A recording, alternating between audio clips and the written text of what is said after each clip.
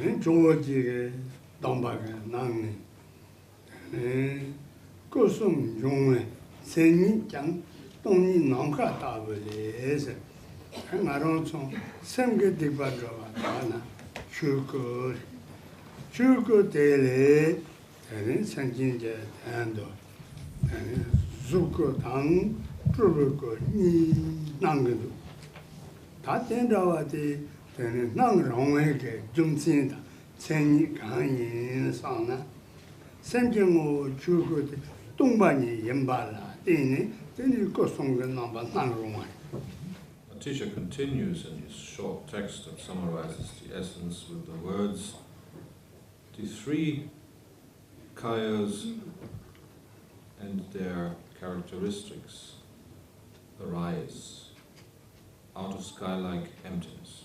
So we've heard in the verses before how we proceed on the path that leads to the awakening of Buddhahood, how we rid ourselves of all the coarse and subtle veils and obscurations, and how we proceed along the various stages of that path until that Buddhahood is achieved. And we have learned how the fruition of such a path is the realization or the actualization of that which is known as the three Buddhakayas, the three Buddha bodies, which are again in that line here, which are again mentioned. We have heard before that that which gives rise to the Dharmakaya or the body of suchness is nothing other but the familiarization of ourselves with our very mind nature itself, which is utterly empty of any self-nature, utterly empty of any substance whatsoever, yet gives rise to everything that appears and seems to exist. That realization, that constant familiarization and resting in that insight of what mind nature truly is about, that manifests as the Dharmakaya for our own sakes. Yet, while it is empty and non-existent, free of any self-nature whatsoever, it still brings forth all the various manifestations that are necessary to act for the benefit and welfare of beings. And all of these manifestations, in turn, manifest as the two form bodies, form kayas as they are known, which are known under the names of Sambhogakaya and Nirmanakaya, which are solely manifested for the welfare of others. Yet, Atisha reminds us that these three kayas or Buddha bodies, for our own sakes as well as for the sake of others, they arise out of nothing other but sky-like emptiness. So even their origin is free of any substance or of any inherent self-nature whatsoever.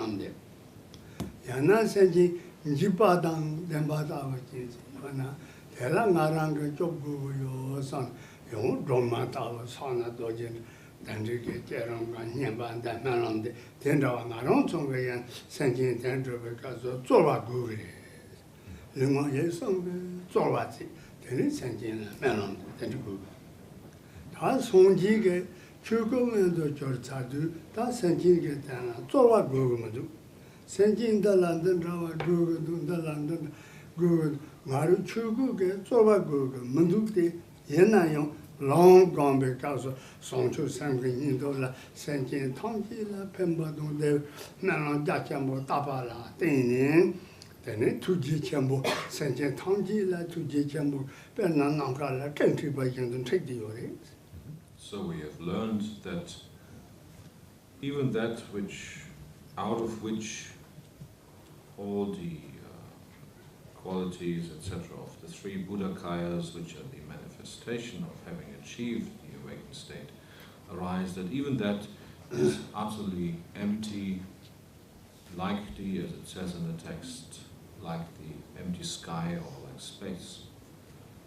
The text continues to say that out of that very empty space, there arise the clouds, or there appear the clouds of effortless compassion, out of which a constant stream of the nectar of the two types of bodies streams or rains down, for that matter. When talking about compassion, for the most part, on our part, there is very much effort involved. Whenever we act for the benefit of beings in any which way, we have to make an effort in order to do so. It does not happen all by itself. And even if we were just to imagine, for instance, in the presence of a sick person, the medicine Buddha, and to repeat his mantra for the sake of that person, coupled with the wish and the prayer that the sickness and the cause thereof of that person may be taken from him or her, or whenever we endeavor to protect others from fears and terrors by way of imagining Tara or repeating the mantra of Tara for their sakes, all of that entails effort on our part. And whatever else it is that we have to do in order to proceed along that path, it is always connected with effort. It does not happen effortlessly for us. Nevertheless, those who have achieved full awakening of Buddhahood, who have left all obscurations, veils, emotional defilements far behind themselves, and have fully awakened, have fully actualized that state of Buddhahood within themselves, for them, such compassion, to stick with the example here, arises effortlessly and without any particular object in mind. They do not have to first give rise to the wish to practice in a kind and compassionate way, but it happens spontaneously, and it does not focus on any particular object, but it includes each and all and everyone. So therefore, that type of compassion, compassionate kindness, loving kindness for beings that arises within through the qualities of an awakened being is utterly effortless. That is the meaning of effortless compassion in this context. Kuni ditsi chujinji, konsang tawe ge lingxin, tuje jambo ge zheng chupa nong yin yoba, zheng shu jambo zheng ti nong chaba pabyong rawa, be te yang tuje jambo ge onge, then sanjin tangji la longje zobo ko, zobo ko, ni ge sanjin ge danzi togo yobe. 감성 다외 유 konsum da konsum mi konsum ge sem ge ben sa sa won rawa. sem de la sa sa won rawa yore. sa sa bu da na chomu bu long sa de se len ba yong rawa. be de yang de sem de ben sa sa ro da bu di ge nang na de ni long je zo bu ko ni ge cha ba chen bo ba de ni san na de se len ba ri song ju san ji ta dian da wa yong ge. So as it says in the text, from the clouds, effortless compassion, the clouds that form the rain, the continuous rain of nectar of the two types of Buddha body or Buddhakaya stream forth or fall down, and they moisten the dry ground of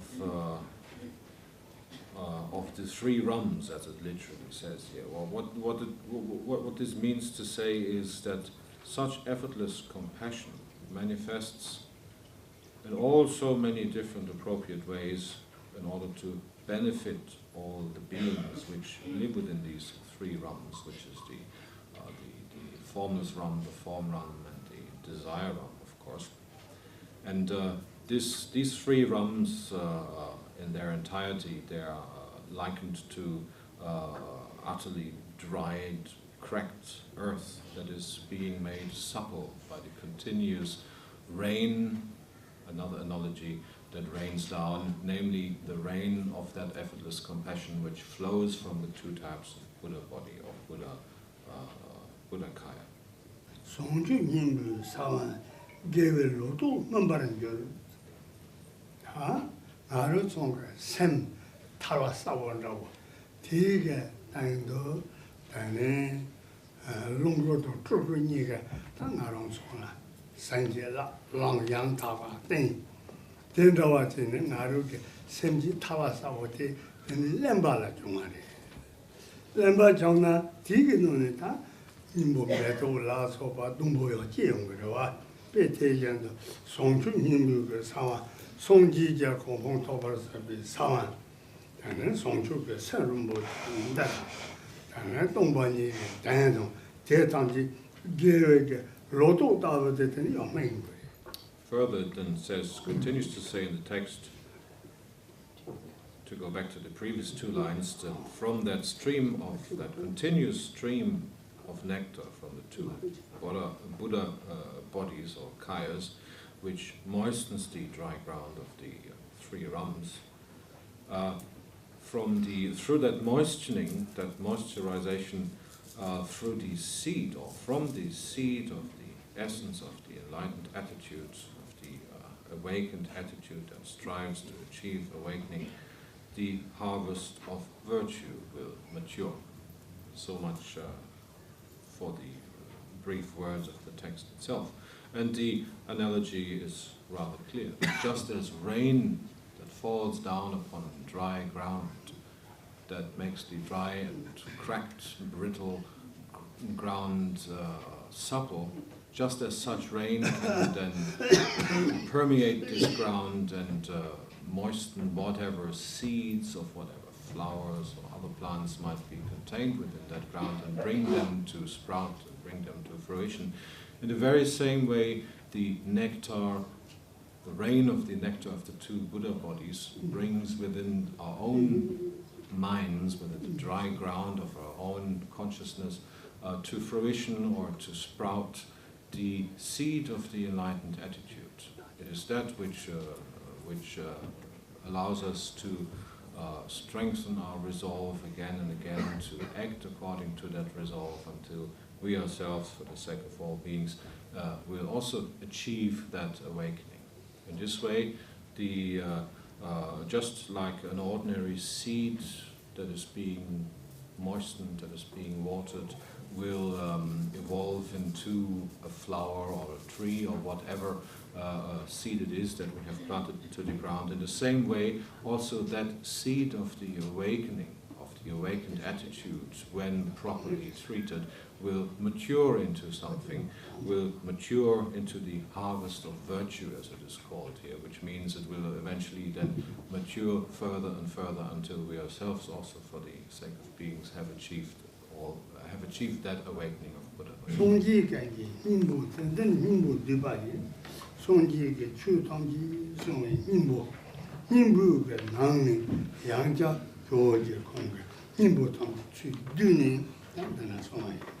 The last two lines in this particular verse of our text then says that this very core of all the Buddhas, of all the awakened ones, that is the condensed essence. Now, when we speak of the core or the essence of the Buddhas, what this in particular means here is like the very essence of all the various types of teachings and instructions that have been taught by the Buddha, that have been taught by all Buddhas for that matter, namely all the various teachings and instructions of both the Sutra as well as the Tantra category. All of that is being summarized here and being condensed into the very essence of all of this yet again.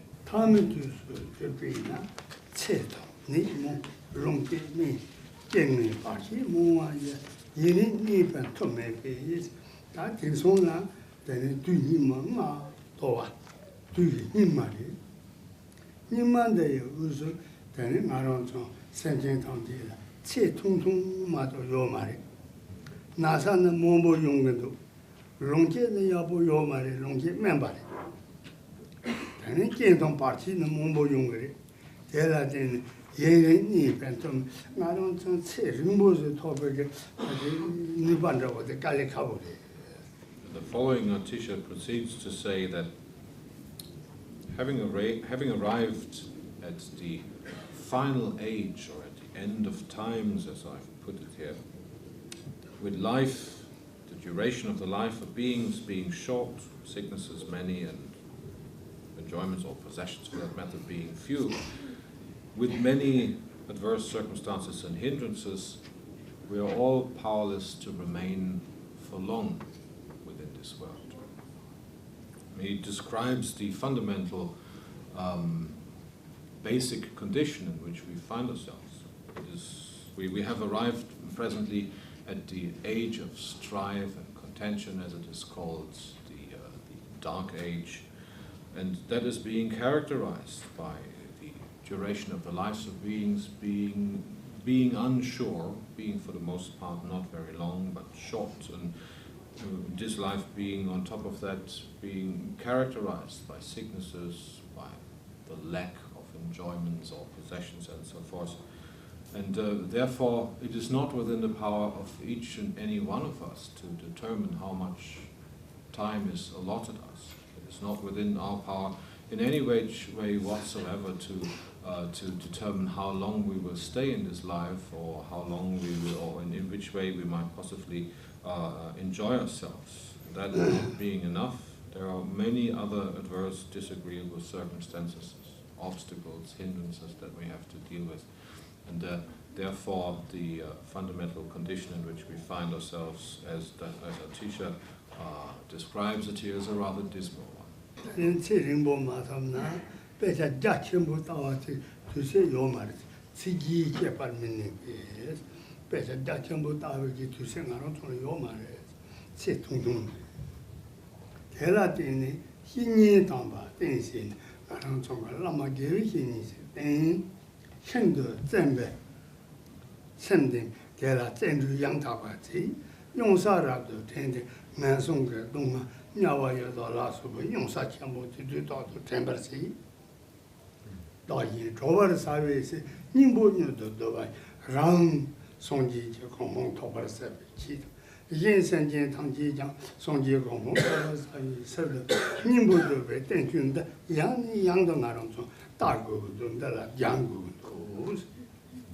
Now, as Atisha says, this life being short, characterized by many sicknesses and few enjoyments, there is no guarantee and no power for anyone to remain for any given period of time.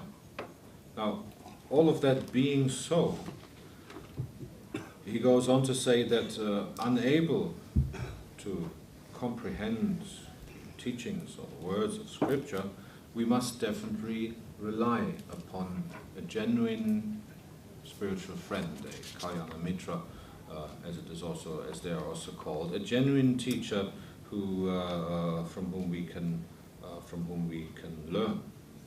We must equip ourselves with the attitude of truly wanting to learn, of truly wanting to practice. We must be able to persevere in this way and constantly remind ourselves, as it says in the text, of the great abyss of all the things that could go wrong.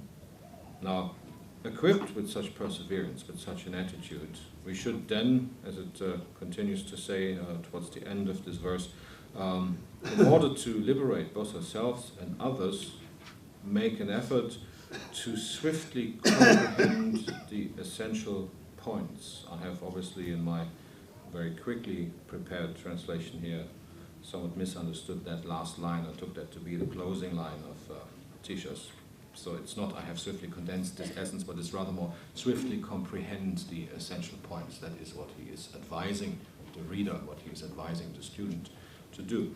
Now, back to the first line mentioned here, where it says, unable to comprehend the words of Scripture. What this means is that since times and their conditions have become so bad, for that matter, have become so full of all kinds of uncertainties, etc., there simply, for the most part, for most of us, is not the time left to concern ourselves with years and years of study of all of the scriptures and the treatises which were written about such subjects as Madhyamaka, Prasangika, and so forth. It would be nice if we had the time to study all of that in great detail, but for the most part, there is no such time to go into such extremely great detail. Therefore, the advice that Atisha gives here is to constantly, endowed with perseverance, to constantly remind yourself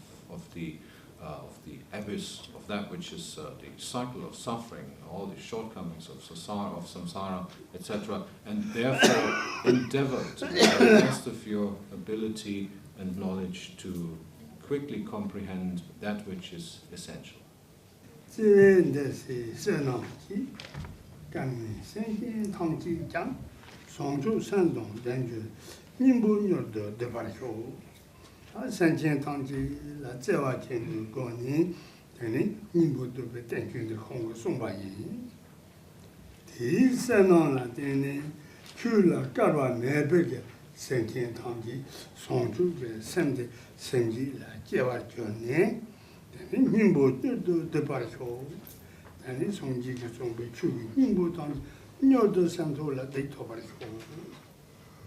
The last verse, the last 4 lines here of Atisha's are basically his aspiration and his dedication with which he closes this teaching.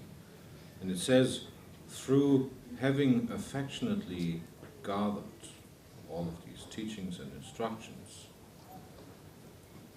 may all those beings who presently undergo suffering, who are wretched at the moment, who undergo all the vicissitudes of this cycle of suffering, may they eventually be endowed of that enlightened attitude, with that enlightened attitude. May they give rise to the awakened heart, the awakened attitude of Bodhicitta, and may they swiftly gather all of these condensed essential points as have been pointed out in this teaching to their hearts. May they swiftly take all of that to their hearts. May they apply all of these instructions. So this is basically Atisha's closing wish or aspiration for this particular teaching, that through these teachings that he has summarized, extracted from all of the great treatises and scriptures and presented in a condensed form, that through having done so with an affectionate mind towards all of these beings, may particularly those who undergo constant unspeakable suffering find it within themselves to also give rise to the enlightened attitude, to the awakened heart, for their own sakes as well as for the sake of all other beings, and may they quickly, may they swiftly take all of these essential points to heart so as to actualize them and apply them for the sake of their own selves as well as others.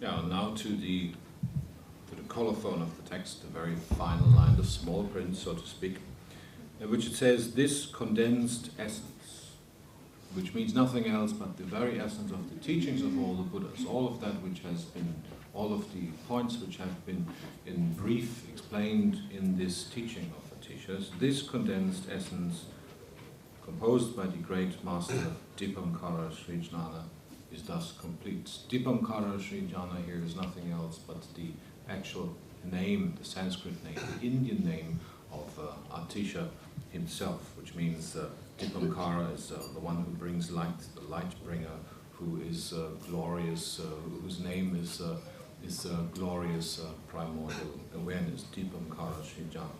The text has been completed, and the very last line says that the Pandita himself, who is none other but Atisha, and the translator and monk Tsultrim Shiva have translated this. So Atisha himself was capable of translating into Tibetan, and with the help of the translator and monk Tsultrim Shiva, he together translated, edited, and published this text.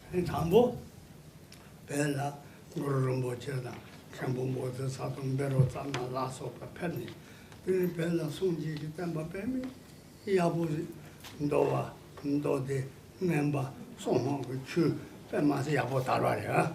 Generally, when thinking back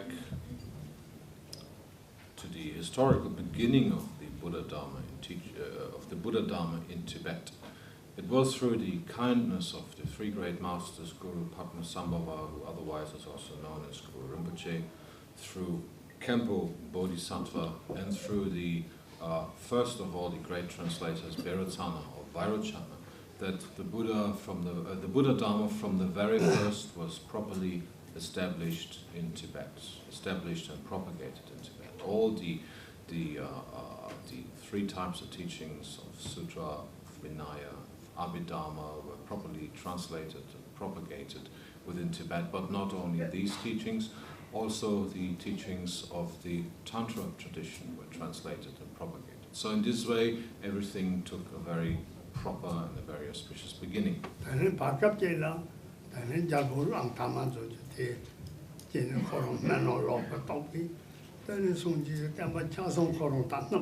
However, after a while, after a rather short while, following this initial establishment of the Buddhadharma in Tibet, the king, the evil king, one could even say, Langdharma appeared. And through the force of negativity and of veils and obscurations, etc., he succeeded in almost completely destroying and eradicating the Buddhist Dharma in Tibet again.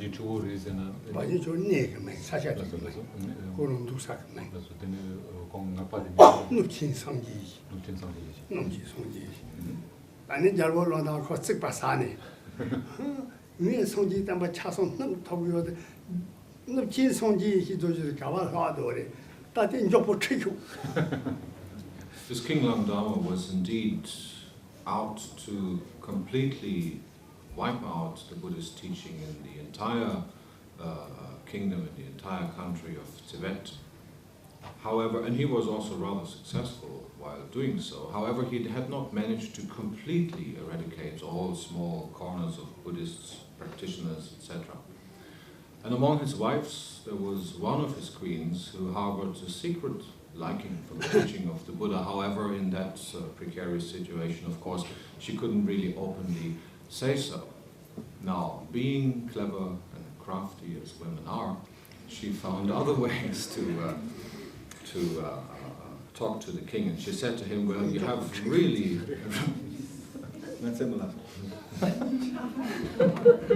For once I also caused a laugh. She said to him, well, you have been very successful in destroying the Buddhist teaching. However, in the region of central Tibet, near the mountain of Palchuri, which is a region in central Tibet, there lives this great, powerful mantrika, Ngakpa as they're called in Tibet, this yogin by name of Nupchen Sanjayesh, and you have not managed to do anything to him yet, have you?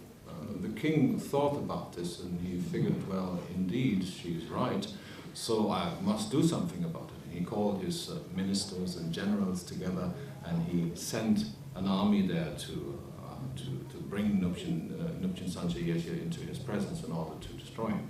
Nupchen Sanjayesh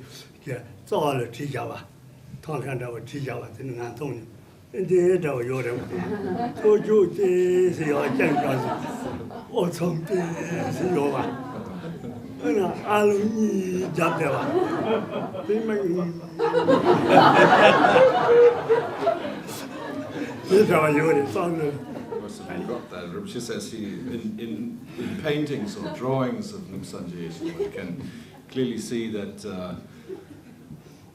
I'm actually quite a good likeness of him. He had that hair bound up to a top knot, and he wore a craggly beard, and he was wearing earrings, and whenever he looked at someone, he did so with a rather negative stare.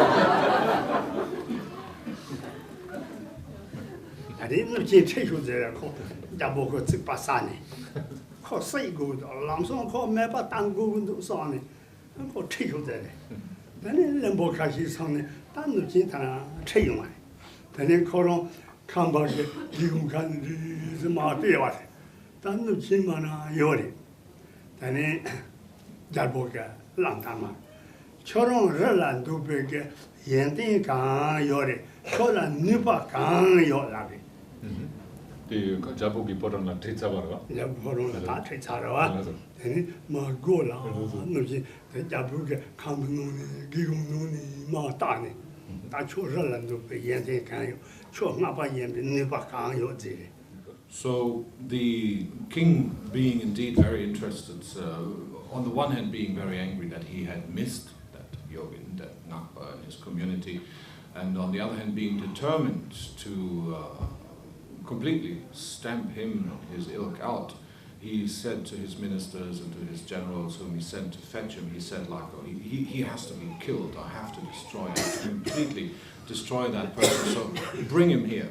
So ministers, generals, some troops, they went to Palchuguri, to Sanjayesha's residence, and they somehow managed to bring him to the king's palace. Now, in such a circumstance, it would not be customary to bring the delinquent into the actual presence of the king, but the king had a window out of his in his residence, out of which he looked, from which he could see Nup Sanjayesha, who was brought before that window, and he asked him through that window. He said, like, what powers have you gained there in your mountain solitude? What qualities do you have? He asked him in this way. 아니 다 졸라 연대 간요 티처럼 납살이. 아니 누진게 나 전에 레셀란도 바텔라 나 조파 첨보 강바이. 전에 나바 연배게 누반들이 나는 눈주지 때 바로 그래라 토마보 토하고도 도주는 다다 그래서 나가는 장기 논리용 그래와 어된다 토 단판 용하래 되니까 호호호 다 저런 살아 로주 추마라 네바 마지 매 저런 나빠 탕질에 네바 세금이 라비. So the king asked Nup Sanjayesha, he asked him, what have you learned in your mountain solitude? Show me your qualities.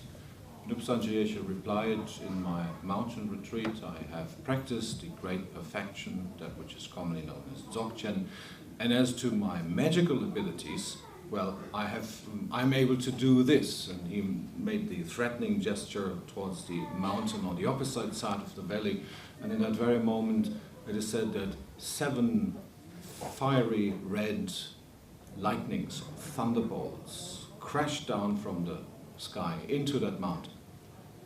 The king was naturally greatly shocked and very subdued, and he said, well, if that is the case, if you really have such powers, then please do not do me any harm. You may return to your mountain retreat, and I will give an order throughout the land that all of you mantra practitioners, all of you Ngakpas, are forever to remain unharmed. In this way, the teaching of the Buddha was not completely wiped out, not completely eradicated in Tibet. One might add that all the monasteries, the monastic institutions, they were razed and burned to the ground, and the monks were dispersed, whereas the lay practitioners, the Ngakpas as they were called, the Mantrikas, were well left alone.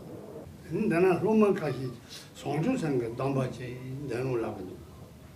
대연대 송주상가 담바지 효와 저런 송주상 담바 효성킨 요한테 가근도나 지두세. 당아 송주상 담바 효와 인상. 내가 대세 송주상 담바 효 민상나 지두고 그문도. 되는 저런 송아 되는 송주상 담바 토금도. So much for some history. Now for something completely different again. which is the Bodhisattva resolve or Bodhisattva commitment. Several students over the last couple of days have asked Rinpoche to give the Bodhisattva vow, Bodhisattva commitment, which Rinpoche will proceed to do right now.